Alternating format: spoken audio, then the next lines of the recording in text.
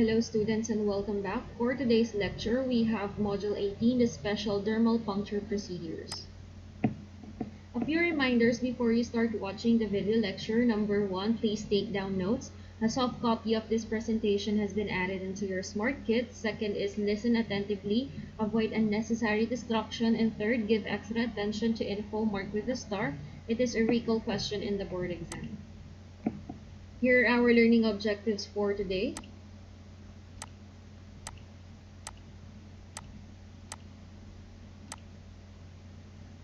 Okay, so please take note guys that before watching this video lecture for Module 18, make sure that you have already watched Module 17, the capillary puncture.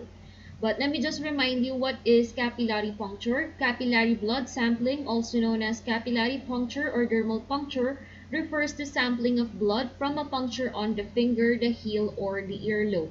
But commonly, we are requiring samples from fingers or heels. So in the laboratory, the earlobe collection is somehow unnecessary or hindi siya gusto sa laboratory. Okay, so finger or heel tayo nagpo-focus. Capillaries daw nga po are tiny blood vessels near the surface of our skin. So just like this one, we are collecting blood samples in the fingers. So for example, sa mga adults natin and older children, so yan, tutusok tayo dito using our lancet and then we will collect blood sample.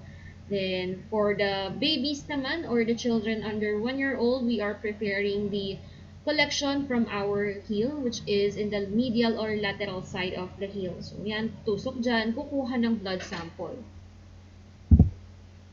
However, there are special dermal puncture procedures. So, dun kasi sa normal na dermal puncture is magla-lancet ka lang, tutusukan mo, you will be collecting the blood in a micro-collection tube or di naman kaya is a capillary tube. But there are certain, somehow, special procedures when it comes to dermal puncture or special tests that can be performed using this mode of collection. So, first is collection of newborn bilirubin. So, bilirubin is one of the analytes that is coming from the breakdown of hemoglobin from our blood. It is one of the most frequently performed tests on newborn. So, bilirubin is a very light-sensitive analyte or chemical and it is rapidly destroyed daw when exposed to light. So, bilirubin, irregardless of the patient's age, either a newborn man or an adult, bilirubin is still a very light-sensitive substance. Okay, so again, irregardless of the age of our patient, newborn man siya or adult siya, bilirubin in general is very light-sensitive. Okay, hyperbilirubinemia may be caused by hemolytic disease of the fetus and newborn or HDFN, where the liver of the newborn is not often developed or premature to process bilirubin produced from the normal breakdown of RBCs. Then, samples nga must be collected quickly and protected from excess light since bilirubin is a very light-sensitive substance and during and after collection. So, basically, what it says here that during and after collection of the blood, the sample should be protected from light. So, what you can do to protect the blood from light exposure is you can use an amber-colored tube such as this one, yung ating mga microtainers na amber yung color.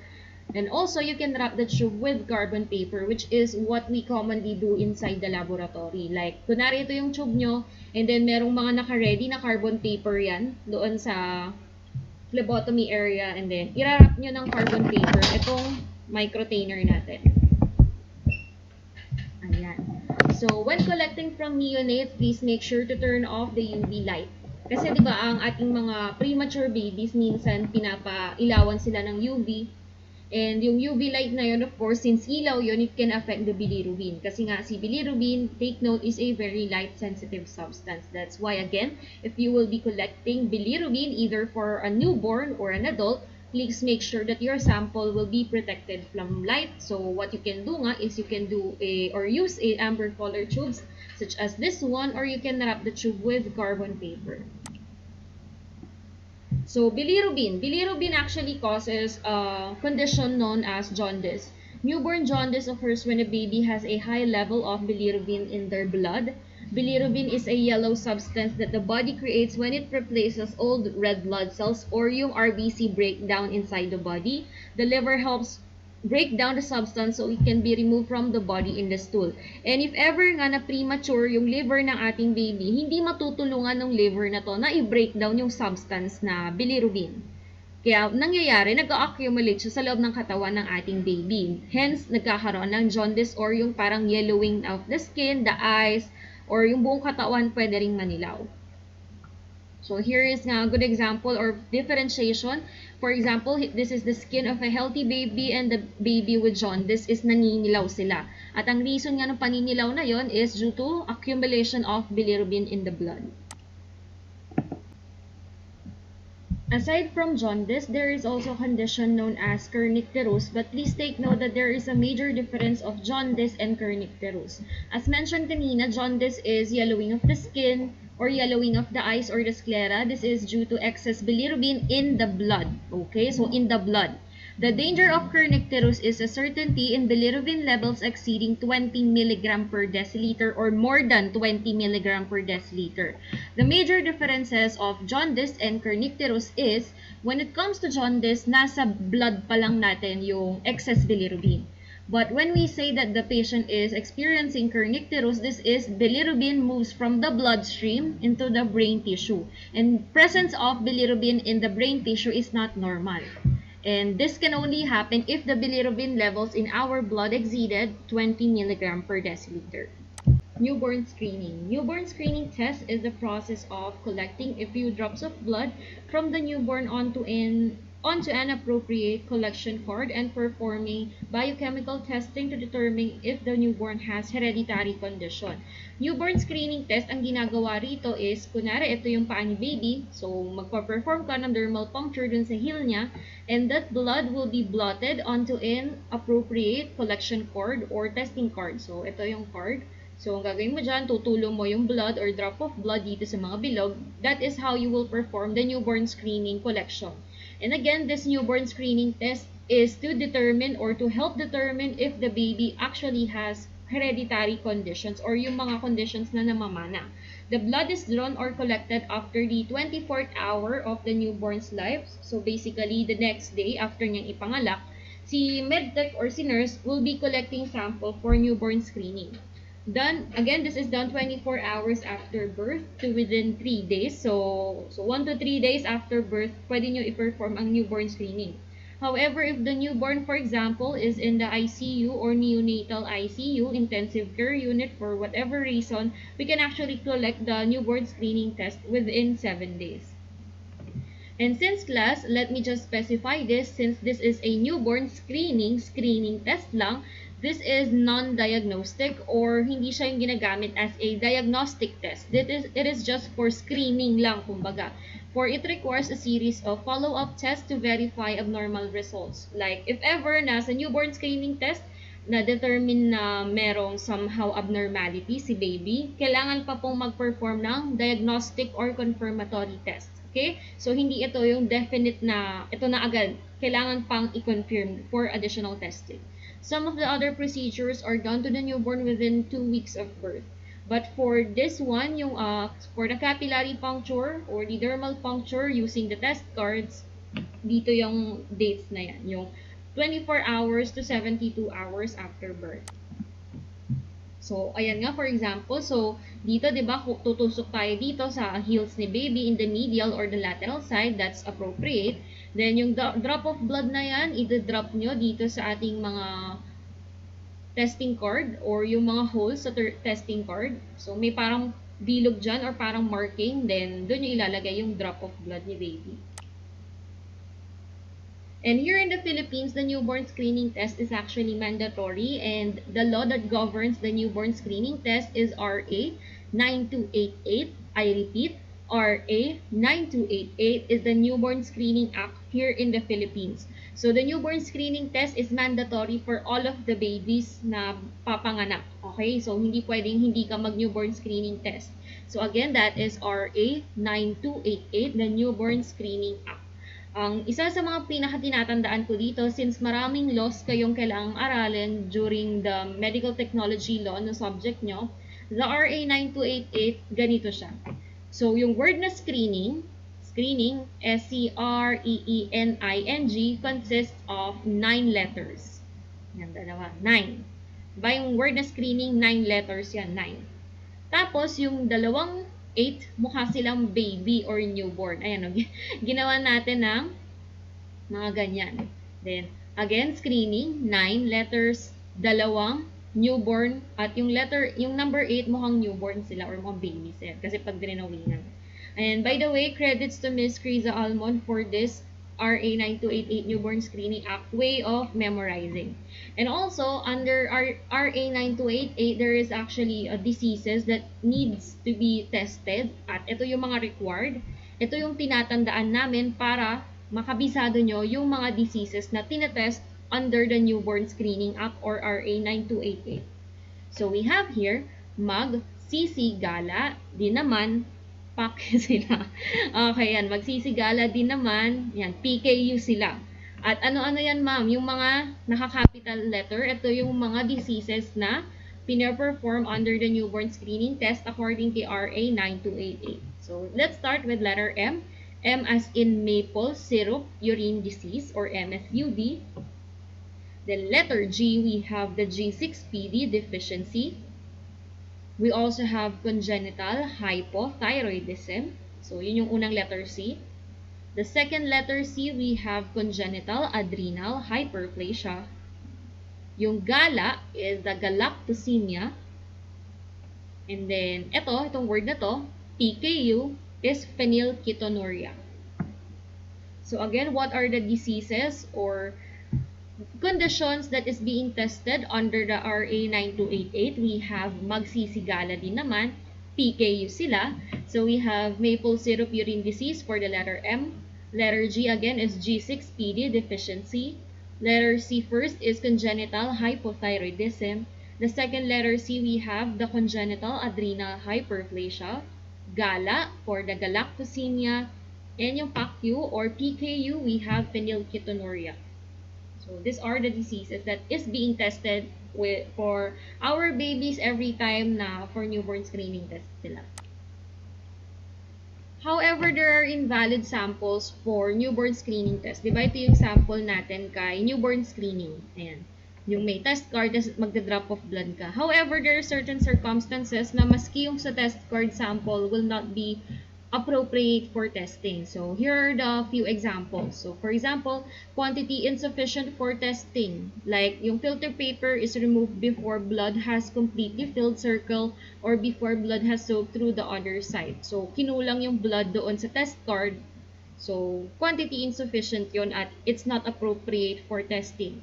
Next is it appears scratch. So, blood applied with capillary pipette, which is not advisable kasi dapat directly from the heel papunta agad doon sa test card. Then also not dry before mailing. Isa sa mga requirement ang ating newborn screening test is bago po natin ibibigay yung sample natin or bago natin siya i-transport, make sure na dry muna yung blood doon. Okay? So, sample mailed before drying a minimum of 3 hours. And also, what if naman appears super saturated or masyado namang madaming blood na nakalagay dun sa test card? So, that's also inappropriate. And also, it sometimes appears diluted, discolored, or contaminated. So, here are the possible causes. And sometimes, it can exhibit serum ring. So, possible cause niyan is alcohol is not dry first before puncture. So, yun, yung mga hindi naghihintay na mag-dry yung alcohol, tapos wet pa yung area, nagtusok na. So, it can cause this kind of phenomenon, yung nag-exhibit ng serum ring. Also, milking the area. Yan, di ba? Bawal nagmi-milk kapag nagdo-dermal puncture. And also, it can appear clotted or layer. The possible causes dyan here is several drops of blood used to fill the circle or blood applied to both sides of the filter paper or yung test card. So, yung mga ganitong scenario, yung quantity is insufficient, yung scratch yung mismong card, hindi siya dry, masyadong maraming blood, meron namang itsurang diluted man, discolored, or contaminated. Sometimes, it can exhibit serum ring or the blood appears clotted or layered. Those are the scenarios wherein magiging invalid yung sample natin for newborn screening. Okay, next, another special dermal puncture procedure, we have the capillary blood gas. Blood is collected from the plantar area of the heel or the big toe and the palmar surface of our fingers. Then, when collecting capillary blood gas, it is essential muna to warm the collection site to arterialize the sample. So, you can either use a commercial warmer or moist wash cloth. Just the same with the normal dermal puncture, di ba, pwede nating i-heat or i-warm muna yung area using yung towel na medyo may mainit na water, o di naman kaya commercial heel warmer or kung anumang warmer. Basta, it is appropriate for the capillary blood gas first to warm the sample to arterialize it. And then samples are collected in a heparinized blood gas pipette or a capillary tube na red top, na red band. So, this red band na capillary tube is appropriate for the capillary blood gas. Again, heparinized blood gas pipette or capillary tube. Make sure na heparinized po yung gagamitin nyo. This is the appropriate anticoagulant for blood gas analysis. Also, plugs or clay sealants are needed for both ends of the pipette, just like this. Ayan, meron siyang plug. Then, magnetic stirrer, known as fleece, made out of iron fillings and circular magnet are used to mix the sample inside. So, ito po yun. And then pipettes or capillary tubes should be completely filled. Make sure that there are no air bubbles. Since kasi si bubbles, kaya magkakaroon ng bubbles dito sa loob ng capillary tube mo if ever na may gas dun sa loob. And since we are testing for the capillary blood gas, kapag may air bubbles na yan, it can actually affect the test results. And you should fill the pipette in less than 30 seconds. So mabilis lang naman yan. As long as tama yung puncture mo dun sa ating fingers or sa heels nga, capillary blood gas, mabilis lang kayo makakakolect at makakabuo nito. And I do remember na nagpabili na ako ng heparinized capillary tubes. As you can see, maliit lang yan, kaya mabilis lang din ma-fill up ng blood yan. Then after collection, place the tubes horizontally in the eyes to slow WBC metabolism and change in pH and blood gas concentration. And if you want to check how capillary blood gas is being collected, you can actually watch this video. Okay, next, blood smear. Blood smear. In dermal puncture, blood smear should be collected before other samples to avoid platelet clumping. If you can recall doon sa order of draw when it comes to dermal puncture, isa sa pinakauna doon is for blood smear. So again, blood smear should be collected before other samples to avoid platelet clumping. So kumbaga siya yung dapat mauuna. Okay? And when samples are collected by venipuncture, the smear is usually made in the laboratory from the EDTA tube or EDTA tube or lavender top. So if ever na hindi kayo magka-capillary puncture or dermal puncture when you will be doing the blood smear, you can actually use the blood from EDTA tube.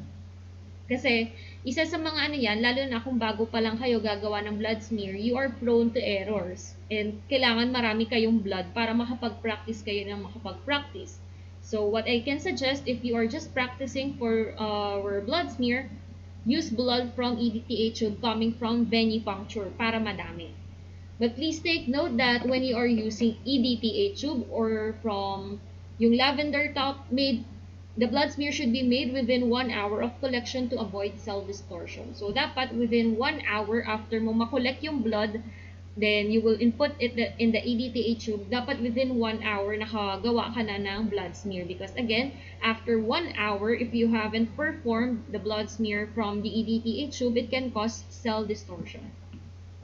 And also, properly prepared smear has a smooth film. So, smooth, walang mga holes, walang mga kung ano-anong dumi, and of the blood that covers 1/2 to 2/3 of the slide. So for example, here is the slide. Dapat daw yung haba nung smear mo should be 1/2 to 2/3 of our slide here. It does not contain ridges or holes and has a lightly feathered edge without streaking. And then smears may be manually or using automated instruments. So commonly sa laboratory, we are doing this manually. Okay, and automated instrument may be used but it's not normal na sa isang laboratory, meron pang for blood smear. Kasi kayang-kaya naman gawin ng medtech yan at mabilis lang siya gawin. And uses naman of our blood smear, para saan ba ginagamit ang blood smear? You can use it for checking the cell morphology of our blood and also for manual WBC count or differential count. Okay, so Just like this, ganito lang po kasimple at ganyan kabilis gumawa ng blood smear. But it takes a certain technique para ma-master nyo yung merong feathered edge. So what I can suggest, if you already have blood that you have in the EDTA tube, practice na kayo niyan. And when blood is prepared using the 2-slide method, one slide holds the drop used to make the smear and the second slide placed on the first slide at an angle of approximately 30 degrees and is used to spread the drop of blood across the slide and create the blood film. So, yung sinasabing angle of approximately 30 degrees, ito po yan. Ayan, this one. Dapat yung angle nyo, simula dito sa baba, tsaka yung paangat nyo dun sa second slide, it should be 30 degree. If ever na ma-distort nyo yung angle na yan, kung masyadong mataas or masyadong mababa, ma-distort din actually yung blood smear nyo. This is very sensitive doon sa angle na dapat tama yung angle. Okay? So, what you can do, you can place a small drop of whole blood on a very clean slide. Hold this a second slide at an angle shown, yung 30 degree nga. Then, while maintaining contact with the bottom slide, pull the top slide back to contact the drop, which will eventually spread by capillary action. And then, third one, maintain firm contact with the bottom and push the slide in one motion to produce the smear. Just like here in this video. Ayan, diba? So, input drop of blood, then, yan, spread. Yan. Mukha lang siyang madali though. But it really takes a certain amount of practice and technique to perform it very accurately at yung malinis talaga na blood smear. And if you want to know more about blood smear, you can always click this video so that you know on how this is actually being performed in the step-by-step process. Okay, so again, the appropriate blood film or the blood smear should have a feathered edge. So yung feathered edge na yan, ito yan. So, parang nagtatransition yung kulay. Yung dito sa taas, almost wala na siyang feathered edge na yung tawag doon. This is a well-made peripheral blood smear. However, meron tayo ditong mga criteria wherein it's unacceptable. So, first is letter A. Ito. It is chipped or rough edges on spreader's line. Ito. Nagkaroon ng mga rough edges. So, this is not appropriate to use na for PBS. Second, letter B. What possibly happened here, so ganito yung itsura. Hesitation in forward motion of the spreader slide, like nag-second thought ka, bigla mong tinigil-tigil yung pag-spread mo, pwedeng maging ganito yung itsura niya. Letter C, what if naman masyadong maikli? Spreader slide pushed too quickly. Then letter D naman, like this, drop of blood is too small. So masyadong maliit or masyadong maikli yung ating blood smear, possibly, masyadong onti lang din yung blood na inailagay mo. Pag ganito naman, letter E, yung nasa gitna lang, drop of blood not allowed to spread across the width of the slide. So, dapat hihintayin nyo muna kasi yan na kumalat siya through capillary action. And then, letter F naman, ganito may mga holes. So, possibly dirt or grease on the slide and may also be PB specimen with elevated lipids. And then, what if naman, letter G, ganito ang naging itsura ng blood smear nyo. It can be due to uneven pressure on the spreader slide. And letter H naman, pag ganito naman, either for time delay or the drop of blood begin to dry prior to the spread. That's why once you inputted the drop of blood in the slide, dapat immediately mag-perform na kayo ng blood smear. So, effects of technical errors on blood smear. So, ito nga si blood smear, although kung nakita nyo kanina, sobrang bilis niya gawin. Kaso maraming possible sources of errors here. That's why yung iba, lalo na kapag bago lang kayong gumagawa ng blood smear, you're very prone to errors kasi maraming pwedeng contributing factors niyan. So, for example, there is an uneven distribution of blood or there are ridges, just like what we have seen here in this illustration. So, here it's possible causes. Either increased pressure on the spreader slide, masyado kang madiin mag-spread. Also, movement of the spreader slide is not continuous, kaya uneven yung blood distribution. Also, delay in making the slide after the drop is placed on the slide. Next one naman, what if yung smear mo naman may mga holes kang nakita? So, possibly, you will use the dirty slide. You have used the dirty slide or there is a contamination with glove powder. And then, what if naman yung nagawa mo has no feathered edge? Kasi yung feathered edge talaga, yun yung criteria natin. And aside from the length, yung feathered edge talaga, yung isa sa indication na maganda yung blood smear mo. So the spreader slide is not pushed the entire length of the smear slide. O, kinulang. O di kaya, there are streaks naman in the feathered edge. So either chipped or dirty spreader slide. So dapat talaga kapag gagamit kayo ng spreader slide nyo, bago yung spreader slide natin. Also, spreader slide is not placed flush against the slide, pulling the spreader slide into the drop of blood so that the blood is pushed instead of pulled. And also another possible cause is drop of blood starts to dry out owing to delay in making the smear. That's why you have streaks in the feathered edge. So those are the possible causes. What if naman the smear is too thick and short? So possibly the drop of blood is too big. So kaya siya thick kasi masyadong malaki yung blood na nilagay mo. And also the angle of the spreader slide is greater than 40 degrees. And what if naman masyadong manipis or too thin or long yung ating smear? Most probably, drop of blood is too small, masyadong konti. The angle of the spreader slide is less than 30 degrees and then the spreader slide is pushed too slowly. That's why yung angle niya talaga, it is very, very important when it comes to making a blood smear. Kasi konting variation lang ng ating angle when it comes to the spreading, pwedeng magkaroon ng distortion yun agad-agad dun sa smear niyo. Okay, additional special capillary puncture procedure, we have here bleeding time. This is performed to measure the time required for platelets to form a plug strong enough to stop bleeding from an incision. This is considered only as a screening test. Abnormal results are followed by additional testing. Standard bleeding time, called the IV method, is performed by making an incision on the volar surface of our forearm and inflating a blood pressure cuff to 40 mmHg to control blood flow to the area. An automated disposable incision device known as Surgicut produces standardized incision of 1 mm in depth and 5 mm in length. So, explain ko lang much further si IV method of bleeding time. Meron po tayong other method known as Duke's method, but for today, focus lang tayo kay IV method. So, si IV method, ganito siya ginagawa. So, kailangan nyo dito ng pang blood pressure cuff. You will inflate the blood pressure cuff to 40 mmHg. And then the next thing that you should do is to make an incision here in the volar surface of our forearm. And then ayan, tutusukan nyo yan. Magkakaroon ng incision dyan. Then 2 incisions are made and the time for clotting to occur is recorded. So, basically, hihintayin nyo or i-record nyo yung time for this incision to stop bleeding. That is how you will perform the IV method. And the normal bleeding time is around 2 to 4 minutes. So, dapat after 2 to 4 minutes, nag-stop na yung bleeding mo here dun sa ginawa nating incision. Prolonged bleeding time is associated with many factors such as thrombocytopenia, von Willebrand's disease, recent NSAID use, etc. At marami pang ibang disorders na pwede doon sa prolonged bleeding time. Okay, that's it. Thank you for listening. If you have any questions or clarifications, you may contact me in this email.